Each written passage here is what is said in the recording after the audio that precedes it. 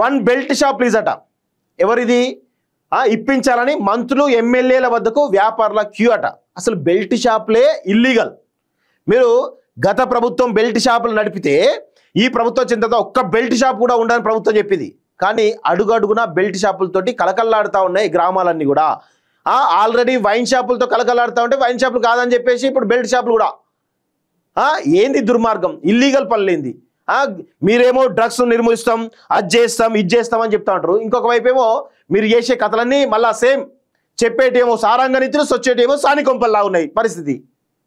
చెప్పడానికి ఏమో మేము డ్రగ్స్ నిర్మిస్తున్నాం, మేము బెల్ట్ షాపులు నిర్మిస్తామని చెప్తారు. కానీ తీరా గ్రౌండ్లో చూస్తే ఏమవుతుంది? ఇవే నడుస్తూ ఉన్నాయి.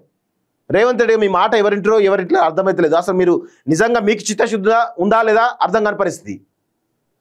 ఎంత దారుణంగా జరుగుతూ ఉంది. ఎక్సైజ్ ఆఫీసర్లకు ఫోన్ చేయాలని ఒత్తిళ్ళట. మంత్రులు ఎమ్మెల్యేలు బెల్ట్ షాప్ పెట్టుకోవడానికి ఎక్సైజ్ ఆఫీస్లో ఫోన్ చేసి మరి ఒత్తిడి ఇస్తున్నట్టుగా ఈరోజు చేస్తూ ఉన్నారంటే ఇది ప్రజాపాలన కాదు, ఇది రెడ్డి రౌడీ పాలన.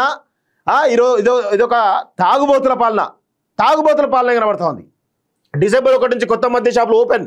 అదే సమయంలో బెల్ట్ షాపులు సైతం చేంజ్. కొన్ని గ్రామాల్లో 1-2 షాపులకే అనుమతి.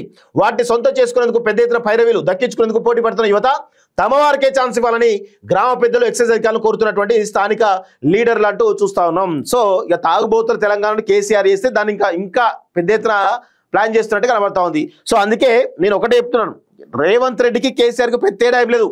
ఇద్దరు ఒక తాను బిడ్డలే ఇద్దరు. కేసీఆర్ 100 లక్షల కోట్లు దోచుకుంటే అరే మేము 50,000 కోట్లన్నా దోచుకోద్దా అన్న తీరుగా ఈ పరిపాలన నడుస్తూ ఉంది. మొత్తం దారుణంగా ఉన్న బొక్కలు మిగిల్చండి కేసీఆర్. ఆ బొక్కల్ని కూడా కంకుతా ఉన్నారు ఈ యొక్క కాంగ్రెస్ ప్రభుత్వం సంబంధించినటువంటి సీఎం, మంత్రులు అందరూ కూడా. ఇదే పరిస్థితి కొనసాగుతూ ఉంది.